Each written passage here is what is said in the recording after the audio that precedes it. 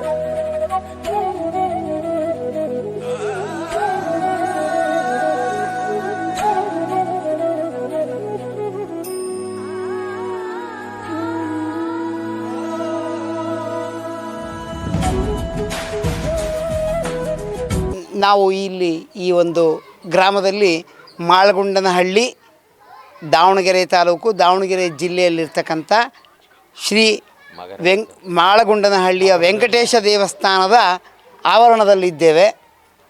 ಈ ದೇವಸ್ಥಾನಕ್ಕೆ ದೊಡ್ಡ ಇತಿಹಾಸ ಇದೆ. ಯಾವ ರೀತಿ ಅಂತೇಳಂದ್ಬಿಟ್ಟಂದರೆ, ತಾವೆಲ್ಲರೂ ಕೇಳಿರ್ತೀರ ಅಥವಾ ನೋಡಿರ್ತೀರ ಇಂಟರ್ನೆಟ್ಟಲ್ಲಿ ಮತ್ತೊಂದು ಕಡೆಗೆ ಎಲ್ಲ. ಹರಪನಹಳ್ಳಿ ಭೀಮವ್ವ ಅಂತ ಅಂದ್ಬಿಟ್ಟು ಒಬ್ಬ ದೊಡ್ಡ ಸಾಧ್ವಿ. ಆ ಸಾಧ್ವಿ ದೊಡ್ಡ ಬರಹಗಾರತಿ. ಅವರು ಸ್ವತಂತ್ರ ಹೋರಾಟದಲ್ಲೂ ಇದ್ದರು ಅಂತ ಒಂದು ಪ್ರತೀತಿ ಇದೆ. ಅಂಥ ಒಂದು ಊರಿದು ನಮ್ಮೂರು. ಅವರ ಗಂಡನ ಮನೆ ಈ ಮಾಳಗುಂಡನಹಳ್ಳಿ, ಮಗಾನಹಳ್ಳಿ. ಸೊ ಈ ಸಾಧ್ವಿ ಭೀಮವ್ವನವರು ಅವ್ರ ಗಂಡನ ಮನೆ ಇಲ್ಲಿದ್ದರಿಂದ ಅವ್ರು ಇಲ್ಲೇ ಇರ್ತಿದ್ರು. ಸೂರ್ಯೋದಯದ ಹೊತ್ತಿಗೆ ಅವರು ಎಲ್ಲ ಕೆಲಸಗಳನ್ನು ಮುಗಿಸಿ ಈ ದೇವಸ್ಥಾನ ಆಗ್ತಿರ್ತಕ್ಕಂಥ ಜಾಗಕ್ಕೆ ಬರ್ತಾಯಿದ್ರು. ಇಲ್ಲಿಗೆ ಅಷ್ಟೊತ್ತಿಗೆ ಒಬ್ಬ ವ್ಯಕ್ತಿ ಬರ್ತಿದ್ದ. ಆ ವ್ಯಕ್ತಿ ತನ್ನ ವಸ್ತ್ರವನ್ನು ತೆಗೆದು ಈಶಾನ್ಯ ದಿಕ್ಕಿನ ಭಾಗಕ್ಕೆ ಹಾಕಿಬಿಟ್ಟು ನಾನು ಸ್ನಾನ ಮಾಡಿ ಬಂದೆ ಅಂತಿದ್ದ. ಆ ಸ್ನಾನ ಮಾಡಿ ಬಂದಂಥ ವ್ಯಕ್ತಿತ್ವಕ್ಕೆ ಹರಪನಹಳ್ಳಿ ಭೀಮವ್ವನವ್ರು ಕೇಳೋರು, ನಿನಗೆ ಸ್ವಪ್ನವಾಗಿದೆಯೇ ಅಂದರೆ ಕನಸು ಬಿದ್ದಿದೆಯೇ ಅಂತ ಕೇಳೋರು. ಆ ಕನಸು ಬಿದ್ದಿದೆ ಅಂತ ಅವನು ಒಪ್ಕೊಂಡ ತಕ್ಷಣವೇ ಅವನು ಕೆತ್ತನೆ ಕೆಲಸ ಸ್ಟಾರ್ಟ್ ಮಾಡ್ತಿದ್ದ. ಭೀಮವ್ವನವರು ರತಿ ಕಲ್ಯಾಣ ಅಂತಕ್ಕಂಥ ಒಂದು ದೊಡ್ಡ ಗ್ರಂಥ, ಆ ಗ್ರಂಥವನ್ನು ರಚಿಸ್ತಾಯಿದ್ರು. ಸರ್ಟನ್ ಟೈಮ್ಸ್ ಅದೊಂದು ಕೆಲವೊಂದು ಸಮಯಗಳಾದ ನಂತರ ಅವ್ರು ಇವತ್ತು ಸಾಕು ಅನ್ನೋರ ಕೆಲಸ, ಅವ್ರು ಮನೆಗೆ ಹೋಗ್ಬಿಡ್ತಾಯಿದ್ರು. ಆಮೇಲೆ ಆ ವ್ಯಕ್ತಿ ಈ ದೇವಸ್ಥಾನದ ಭಾಗದಿಂದ ಒಂದು 100 ಅಡಿ ಮುಂದಕ್ಕೆ ಹೋದರೆ ಯಾರಿಗೂ ಕಾಣ್ತಾನೆ ಇರಲಿಲ್ಲ. ಅಂದರೆ ಆ ಮಟ್ಟದ ಇತಿಹಾಸ. ಅಂದರೆ ಇದನ್ನು ದೇವಶಿಲ್ಪಿನೇ ಕೆತ್ತಿದ್ದಾನೆ ಈ ವೆಂಕಟೇಶ ದೇವರನ್ನ ಅಂತ ಹೇಳ್ತಾರೆ.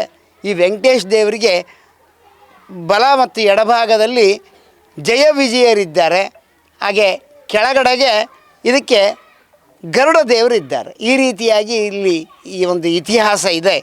ಈ ಇತಿಹಾಸ ಬಹಳ ವರ್ಷದಿಂದ ಬಂದಂಥ ಪುರಾತನವಾಗಿರ್ತಕ್ಕಂಥ ದೇವಸ್ಥಾನ. ಈ ಒಂದು ನಮ್ಮ ಊರಿನ ಕೆರೆಗೆ ಇತಿಹಾಸದಲ್ಲಿ ಸ್ವರ್ಣಮಕರಿ ಅಂತಕ್ಕಂಥ ನದಿಯ ರೂಪ ಇದೆ ಅಂತೇಳಂದ್ಬಿಟ್ಟು ಪ್ರತೀತಿಯನ್ನು ಹೇಳ್ತಾರೆ. ಈ ರೀತಿಯಾಗಿ ಇದಕ್ಕೆಲ್ಲ ಇದೆ. ಇದರ ಹಿಂದುಗಡೆ ಇದೇನು ವೆಂಕಟೇಶ ದೇವರ ದೇವಸ್ಥಾನ ಇದೆ, ಇದರ ಹಿಂಬದಿಯಲ್ಲಿ ಹನುಮಂತ ದೇವರ ದೇವಸ್ಥಾನ ಇದೆ.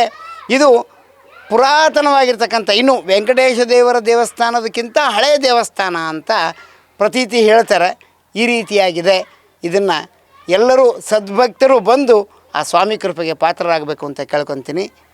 ಇಲ್ಲಿ ಭಾಳ ಪುರಾತನ ಇತಿಹಾಸ ಹೊಂದಿರತಕ್ಕಂಥ ವೆಂಕಟೇಶ್ವರ ದೇವಸ್ಥಾನದ ಮುಂಭಾಗದಲ್ಲಿ ನಾವು ಇವತ್ತು ನಿಂತ್ಕೊಂಡಿದ್ದೇವೆ.